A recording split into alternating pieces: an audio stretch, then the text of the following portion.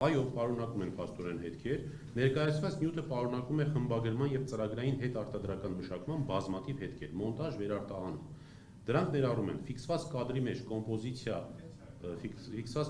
կոմպոզիցիա, միատեսակ արտահանման բնութագրեր բոլոր հատվածներում, տեսաձայն ժամանակային համակարգված շեղումներ եւ ժամանակային վերասիմպլինգի նշաններ, գրեթե կրկնվող կադրերի գերակշռություն, կադրերն են նույնիսկ կրկնվող, էլի տեխնիկական հիմքերն են։ Արդյոք հնարավոր է նույնականացնել տեսագրությունում պատկերված անձանց։ Սա իմ 6-րդ հարցն է, որ բոլոր փորձագետներին տվել եմ։ Պատասխան.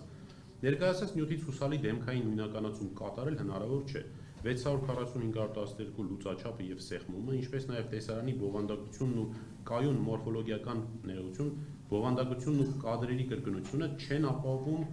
անհատականացման համար բավարար եւ կայուն մորֆոլոգիական մանրամասներ։ Տեխնիկական բարելավումը կարող է բարձրացնել ընդհանուր տեսանելիությունը, սակայն չի ստեղծում բացակայող նույնականացնող հատկանիշներ։ Այսինքն ավելի հասկանալի լինելու համար, ասում է տեսագրության որակը հնարավոր է մի քիչ լավացնել, բայց այնուամենայնիվ անհատականացնող այն նշանները, որի միջոցով հնարավոր կդառնար անձին նույնականացնել, դրանք վերականգնել հնարավոր չի։ Եվ վերջին 7-րդ հարցը. Արդյոք միջավայրի եւ տեսանելի օբյեկտների երկրաչափական չափերի վերլուծությունը ցույց է տալիս, որ նկարահանումը կատարվել է նախապես կառուցված հատուկ ստուդիայում կամ դեկորացիա տարածքում։ Սրա նպատակն է, որ հնարավոր է դերասանների օրինակ օգնությամբ նկարահանումը տեղի ունեցած լիներ, այնտեղ ինչ-որ այսպես պավիլյոն ստեղծեին, սերիալ նկարեին, կինոներ ինչպես են նկարում, փորձել են բոլոր հարցերի պատասխանները ստանալ, որ բոլոր անկյուններից ունենանք հնարավոր կեղծիք է, թե կեղծիք չի։ Հարցից պատասխանը. ներկայացված արտահանված ֆայլերի հիման վրա հնարավոր չէ կատարել հուսալի երկրաչափական գնահատում այն մասին, թե տեսարանը ստեղծվել է հատուկ նկարահանման համար կառուցված միջավայրում, ստուդիայում կամ դեկորացիա։ Սահմանափակ լուծաչափը, սեղմում եւ մի շարք հատվածներում ակտիվ պատկերի փոքրացված տարածքը սահմանափակում են ճշգրիտ երկրաչափական չափումների հնարավորությունը, մասշտաբ, հողմային չափեր, խորքային հարաբերություններ։ Հետևաբար, ստուդիա դեկորացիա վարկածը չի կարող հաստատվել կամ բացառել զուտ երկրաչափական հիմքով։ Այս բոլոր հարցերին մյուս փորձագետներն էլ ըստ էության նման պատասխաններ են, բայց կան որոշակի տարբերություններ ըստ հավանաբար իրենց մասնագիտության խորացման։ Էլի տրված են տեխնիկական հիմքերը։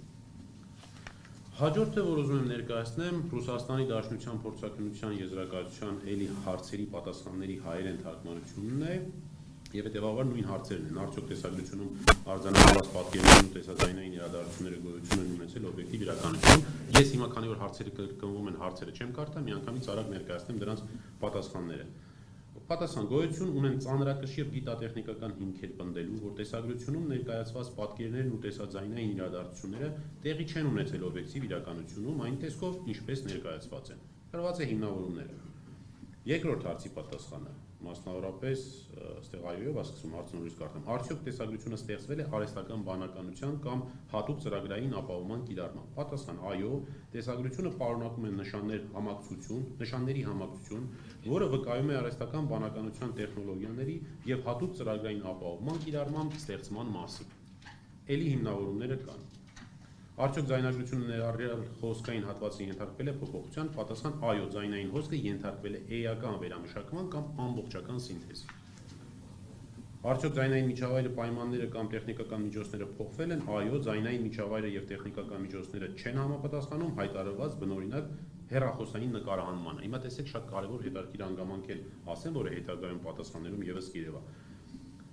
Տեսաձայնագրությունների ֆորմատը կամ մետատվյալներն այնպիսին էին, որ դրանք իբր կատարվել են հեռախոսով։ Այսինքն կեղծիքի մանիպուլյացիայի ծավալը այնքան մեծ էր, որ անգամ այդ ֆայլերի մեջ մետատվյալները խոսում էին այն մասին, որ իբր դա տեսանկարանում կատարվել է հեռախոսով, բայց խորքային վերլուծությունը ցույց տվեց, որ հեռախոսի եւ որևէ կենցաղային տեսախցիկ չէր կարող այդ չափերի եւ այդ լուծաչափի, իրենք այդպես են ասել, համապատասխան նկարահանում իրականացվել։ Այսինքն կեղծիքը անգամ ստեղից է սկսվել, որը ի դեպ կարելի է ուղղակի նկատել նաեւ ոչ փորձագետ լինելով։ Ընդ որում ասեմ, որ բոլոր փորձագետները իրենց երկրներում լիցենզավորված դատական փորձագետներ են, համապատասխան ոլորտի, որոնց